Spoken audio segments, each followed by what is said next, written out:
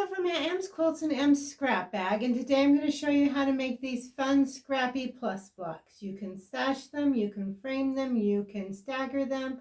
Lots of fun ways to play with them, and we're going to use layer cake squares to make them. It's quick and easy, and you can whip up a bunch in no time. Thanks for watching my video. Remember to like and subscribe. All right, let's get started. To make a Scrappy Layer Cake Plus block, we're going to want layer cake squares. And I'm just using leftovers from projects I've had before. I just kind of put them in a bunch and then use them in my scraps. So that's kind of what I'm doing. So I'm going to stack up. I don't like to cut more than 5 or 6 at a time. So I'm just going to stack a bunch of these up. Work on getting all of the edges straight. Or you can run this through the go with your 2.5-inch strip die, or you can just cut this at 2.5.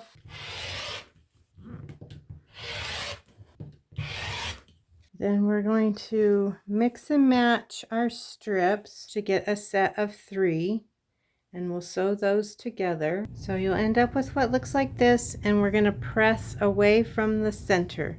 And you're going to make a bunch of those. Next, we're going to take one of our strips and we're going to sew a background to either side of it.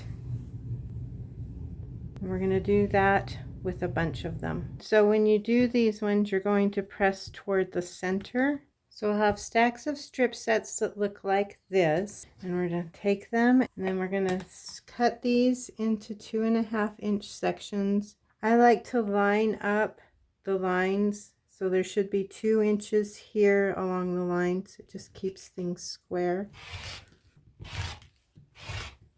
Or you can line things up on your 2.5-inch the strip die, and I just stagger so my seams do not overlap, so I'm not getting too many layers. And I'm lining up the edge right with that blade so that I know that I'm getting the 2.5 all the way across. I'm just going to run that through the go.